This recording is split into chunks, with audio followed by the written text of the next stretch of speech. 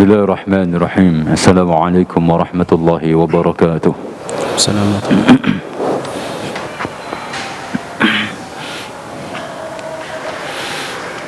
Alhamdulillah.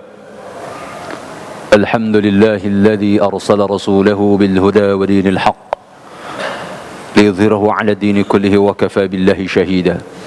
Asyhadu an la ilaha illallah wahdahu la syarika lah. وأشهد أن محمدا عبده ورسوله وأصلي وأسلم على نبي المصطفى محمد بن عبد الله الذي بلغ الرسالة وأدى الأمانة ونصح الأمة وجاهد في سبيل الله حق جهاده حتى تركنا على محجة البيضاء ليلها كنهارها لا يزيغ عنها إلا هالك أفضل الصلاة وأتم التسليم وعلى آله وأصحابه ومن سار على نهجه إلى يوم القيامة. عباد الله أوصيكم ونفسي بتقوى الله فقد فاز المتقون يا أيها الذين آمنوا اتقوا الله حق تقاته ولا تموتن إلا وأنتم مسلمون يا أيها الناس اتقوا ربكم الذي خلقكم من نفس واحدة وخلق منها زوجها وبث منهما رجالا كثيرا ونساء واتقوا الله الذي تساءلون به والأرحام إن الله كان عليكم رقيبا يا أيها الذين آمنوا اتقوا الله وقولوا قولا سديدا يصلح لكم أعمالكم ويغفر لكم ذنوبكم ومن يطع الله ورسوله فقد فاز فوزا عظيما أما بعد فإن أصدق الحديث كتاب الله وخير الهدي هدي محمد صلى الله عليه وسلم وإن شر الأمور محدثاتها فإن كل محدثة بدعة وكل بدعة ضلالة وكل ضلالة في النار.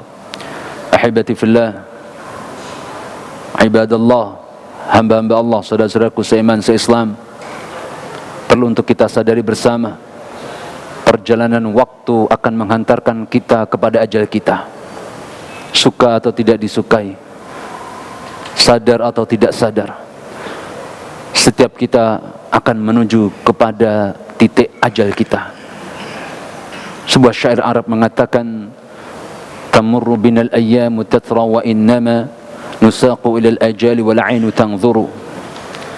Hari-hari terus berlalu dan sejatinya kita diarahkan untuk menuju kepada ajal kita, sementara mata kita menyaksikannya. Hari-hari yang telah berlalu ini sesuatu yang tidak akan pernah kembali lagi. Dan hal yang harus kita sadari bersama, umur kita sangatlah terbatas. Nabi SAW menyebutkan dalam hadis yang sahih, a'maru ummati ma baina sittina wa sab'in wa qalilun ma yujawizu dhalik.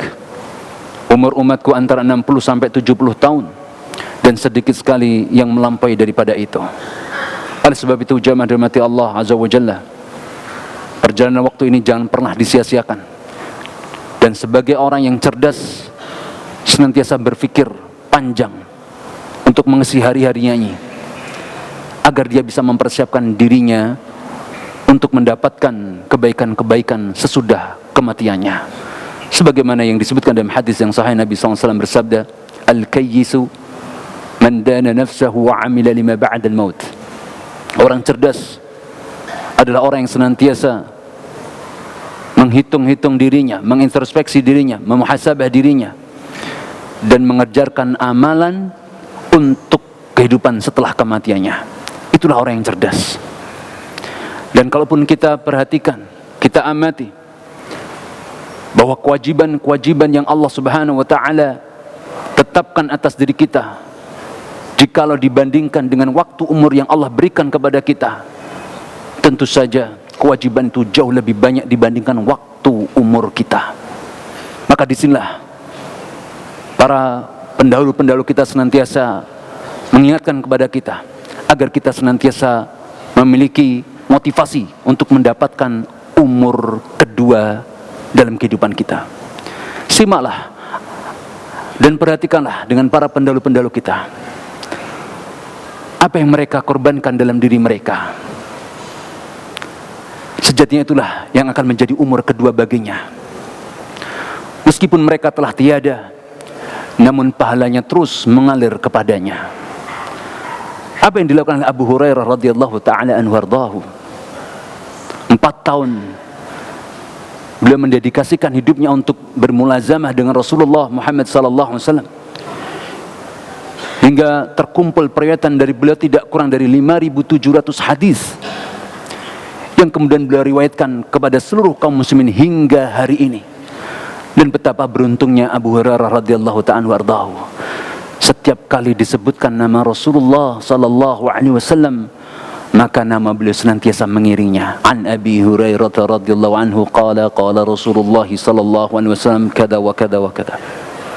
Itulah Abu Hurairah radhiyallahu ta'ala.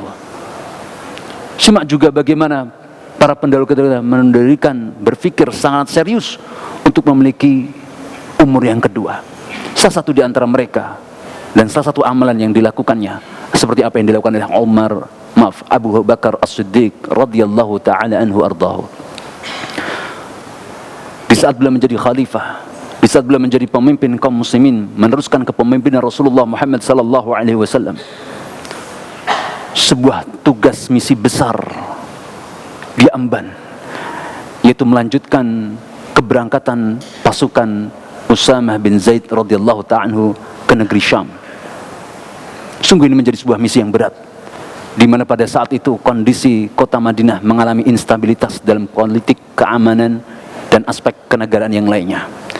Namun ketika ini sudah menjadi ketetapan Rasulullah sallallahu alaihi wasallam, maka beliau pun memberangkatkannya.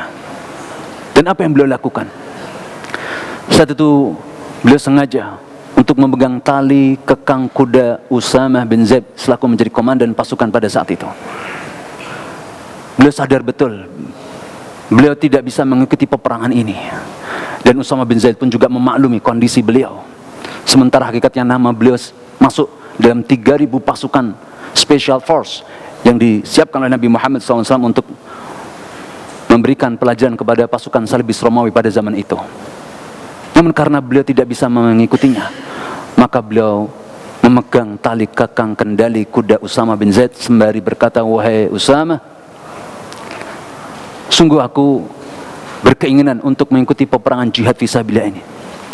Namun karena aku tidak bisa mengikutinya, maka izinkanlah aku untuk kemudian bisa memegang tali kekang kudamu sembari mengantar engkau sampai ke perbatasan kota Madinah, agar aku berharap semoga aku mendapatkan ghubarul jihad fisabilillah, agar mendapatkan debu-debu jihad fisabilillah."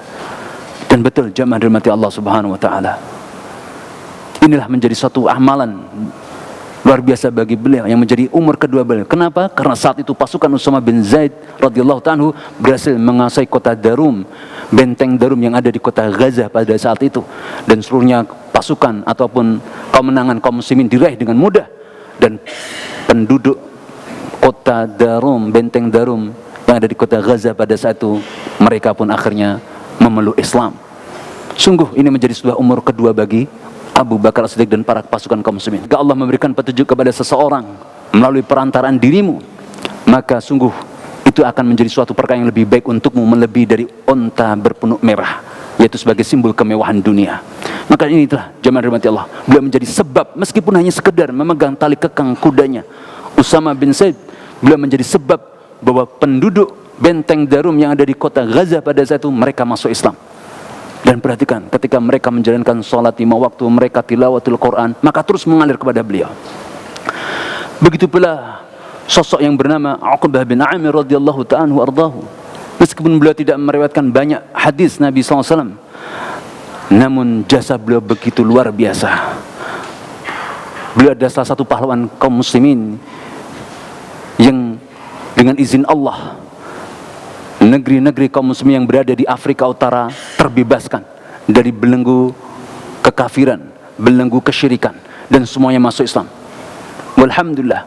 Dan saat beliau berada di tepi pantai Maghrib sebelah paling barat, pantai Maroko sebelah paling barat, beliau pun mengatakan, "Wallahi walladzi nafsi biyadihi," demi Allah, demi zat yang diriku ada di tangannya, kalaupun di depanku ini masih ada daratan, pasti akan aku lalui demi untuk menyampaikan Islam. Inilah keseriusan para pendahulu-pendahulu kita, yang mereka mengejar umur kedua untuk mereka setelah kematian mereka. Inilah orang-orang yang cerdas yang harus menjadi keteladanan bagi kita. Barakallahu li wa lakum bil Qur'anil azim, ونفعني وإياكم بما فيه من الآيات والذكر الحكيم. أقول قولي هذا وأستغفر الله لي ولكم ولسائر المسلمين والمسلمات فاستغفروه إنه هو الغفور الرحيم.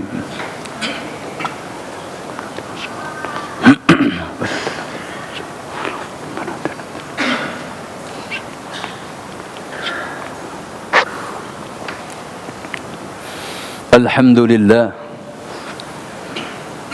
لله الذي بنعمته تتم الصالحات، والصلاة والسلام على نبينا محمد وعلى آله الطاهرات وعلى أصحابه الذين يسارعون في سبيل الخيرات وعلى كل من اتبعهم بإحسان إلى يوم المعاد.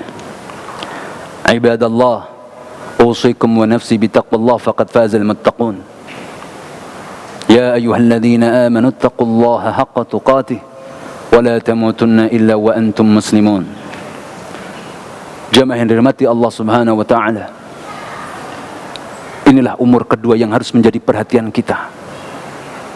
Tidak ada seorang pun di antara kita yang mengetahui kapan ajal kita tiba. Namun hal yang harus kita pastikan, kita harus menjadi bagian dari orang-orang yang berkontribusi di jalan Islam. Dan kesempatan untuk mendapatkan umur kedua itu Allah bukakan untuk kita dengan pintu yang selebar-lebarnya ketika kita masih hidup. Setidaknya kesempatan itu terangkum dalam satu hadis Nabi SAW.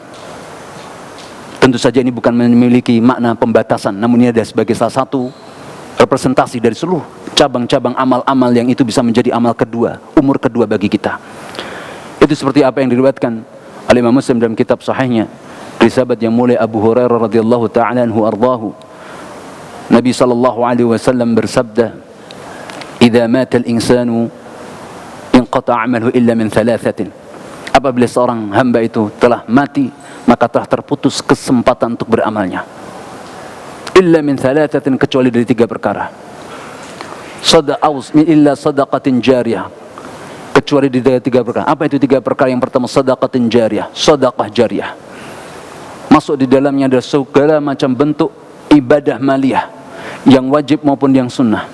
Baik itu zakat mal, zakatul fitri, dan juga lebih khusus lagi sebagian para ulama mengatakan ini adalah bagian dari wakaf. Hadis ini dikhususkan terkait dengan ibadah wakaf. Namun para ulama menjelaskan bahwa semua bentuk sedekah selama itu sedekahnya masih digunakan untuk kaum muslimin, maka akan menjadi umur kedua baginya. Maka kita harus berlomba-lomba dalam masalah ini, jamaah rahmati Allah. Sedekah merupakan amalan ibadah yang agung. Sungguh ketika orang-orang yang mati mendahului kita, diharapkan mereka punya pengharapan untuk hidup kembali, dan ketika ditanya apa yang akan dia lakukan, pastilah mereka akan meminta untuk dihidupkan dan ingin bersedekah walaupun hanya sesaat. Seperti yang tercantum dalam surat Al-Munafiqun ayat yang terakhir. Inilah jamaah dirahmati Allah, sedekah. Dan ketika sedekah, maka yang harus kita pikirkan adalah yang terbaik dari kita, bukan yang sisa-sisa ataupun yang terburuk dari kita. Wal'iyadzubillah. Sebagai wujud iman, realisasi iman kita kepada Allah, apa yang dijanjikan oleh Allah dan Rasulnya, maka kita harus mensedekahkan yang terbaik dari kita, baik berupa harta, tenaga kita, pikiran kita, waktu kita. Apa yang kita miliki harus kita kerahkan untuk di jalan Allah Subhanahu wa taala, bukan untuk di jalan syaitan. Yang kedua, aw ilmin yuntafa'u bih, ilmu yang bermanfaat. Dan apa itu ilmu yang bermanfaat? Sebagaimana dijelaskan oleh para ulama, tanda ilmu yang bermanfaat adalah ilmu yang mendekatkan seorang hamba kepada Allah, mendekatkan seorang hamba semakin taat kepada Allah Azza wa Jalla. Ketika ilmu tersebut justru tidak membuat dia semakin takwa kepada Allah, boleh jadi itu menjadi ilmu yang tidak bermanfaat dan bahkan menjadi laknat untuknya. Besok akan menjadi hujjah di hadapan Allah, karena ilmunya tersebut tidak diamalkan dan dia akan disungkurkan ke dalam neraka. Wal'iyadzubillah. Dan ilmu yang bermanfaat ini sangat banyak sekali, dan terlebih utama lagi adalah ilmu berkaitan dengan wahyu Allah Subhanahu wa taala. Ini yang menjadi prioritas dalam ilmu tersebut. Ma qala Allah wa qala Rasul, apa yang disampaikan oleh Allah dan apa yang disampaikan oleh Rasulullah sallallahu alaihi wasallam. Setidaknya kalau kita tidak bisa mengajarkan ilmu, maka jadilah bagian dari orang yang senantiasa berkecimpung dengan ilmu, menyebarkan ilmu dan seterusnya. Karena hidup seorang muslim tidak boleh jauh dari ilmu. Ketika hidup seorang muslim jauh dari ilmu, maka dia akan binasa.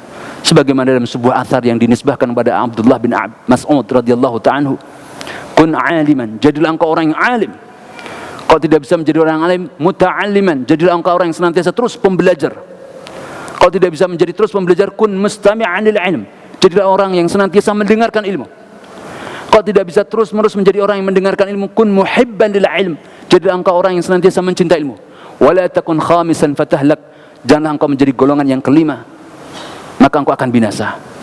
Ini menjadi sebuah isyarat penting bagi kita. Seorang mukmin enggak boleh jauh dari ilmu, dan ilmu yang dimaksud, ilmu yang diutamakan adalah terkait dengan wahyu-wahyu Allah Subhanahu wa taala. Saat kita menyebarkan ilmu ini kepada khalayak, maka ini bisa menjadi umur yang kedua bagi kita.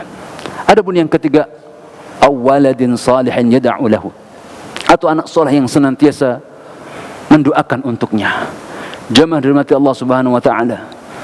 Dan terlebih khusus lagi, wahai para ayah yang hadir dalam kesempatan yang mulia ini, kami mengingatkan bahwa anak-anak kita bisa jadi menjadi pintu masuknya kita ke dalam surga Allah, dan boleh jadi dengan anak-anak kita akan menjadi penyebab kita mendapatkan syafaat dan rahmat Allah Subhanahu wa taala.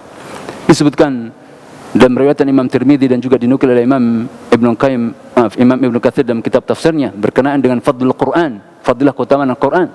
Maka seorang hamba besok di hari kiamat dibangkitkan oleh Allah Azza wa Jalla, lalu kemudian disematkan kepadanya, dikenakan untuknya jubah kemuliaan dan mahkota kemuliaan. Lalu sang hamba tadi berkata, ya Rabb, anna li min hadha, ya Rabb, dari mana aku mendapatkan kemuliaan ini semuanya?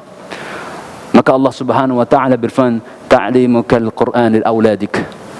Ini disebabkan karena engkau mengajarkan Al-Qur'an untuk anak-anakmu. Maka wahai para ayah, ini kesempatan emas bagi kita. Ketika kita masih memiliki anak-anak, maka kita arahkan untuk semuanya menjadi pecinta Al-Quran, orang-orang yang senantiasa memprioritaskan Al-Quran dalam kehidupannya. Dan kita lah harus yang menjadi teladan dalam hal mereka ini. Kalaupun kita tidak bisa mengajarkan Al-Quran secara langsung kepada anak-anak kita, maka jadilah kita orang-orang yang teladan, memberikan keteladanan untuk mereka. Nah, ayo ngaji bersama abi, ayo nak ngaji bersama ayah, bersama bapak, duduk bersama di majlis ilmu, duduk bersama dengan di halaqah tahfidzul Quran, di hadapan para masyayikh, di hadapan para guru, di hadapan para kiai, ajengan dan yang lainnya. Maka ini menjadi kesempatan berharga. Ketika anak kita melihat ayahnya senantiasa mutalaah, senantiasa membaca Al-Quran, senantiasa berdekat-dekatan dengan majlis ilmu, mendekati para ulama, maka ini akan menjadi pelajaran penting bagi mereka dan menjadi keteladanan. Dan ini akan terus dia lakukan. Dan ketika ini dia lakukan, maka itu menjadi umur kedua bagi kita. Karena anak itu bagian dari amal usaha orang tuanya. Maka disinilah jamaah dirahmati Allah, 3 kesempatan ini jangan sampai berlalu begitu saja, dan ajal kita semakin mendekat. Akhirnya hanya kepada Allah Subhanahu wa taala kita memohon dan bermunajat. Semoga Allah Azza wa Jalla menjadikan umur kita sebagai umur yang berbarokah, umur yang senantiasa diisi dengan ketaatan kepada Allah Azza wa Jalla, umur yang kemudian dipenuhi dengan pengorbanan perjuangan di jalan Allah Azza wa Jalla. أعوذ بالله من الشيطان الرجيم بسم الله الرحمن الرحيم والعصر إن الإنسان لفي خسر إلا الذين آمنوا وعملوا الصالحات وتواصوا بالحق وتواصوا بالصبر اعلموا عباد الله أن الله أمر أمرا بدأ بنفسه وثنى بملائكته وثلث بالمؤمنين حيث قال تبارك وتعالى إن الله وملائكته يصلون على النبي يا أيها الذين آمنوا صلوا عليه وسلموا تسليما اللهم صل على محمد وعلى آل محمد كما صليت على إبراهيم وعلى آل إبراهيم إنك حميد مجيد يا ربنا لك الحمد كما ينبغي لجلال وجهك وعظيم سلطانك اللهم اغفر للمؤمنين والمؤمنات والمسلمين والمسلمات الأحياء منهم والأموات إنك سميع قريب مجيب دعوات اللهم يا حي يا قيوم بك نستغيث فأصلح لنا شؤوننا ولا تكلنا إلى أنفسنا طرفة عين اللهم أصلح لنا ديننا الذي هو عصمة أمرنا وأصلح لنا دنيانا التي فيها معاشنا وأصلح لنا آخرتنا التي إليها معادنا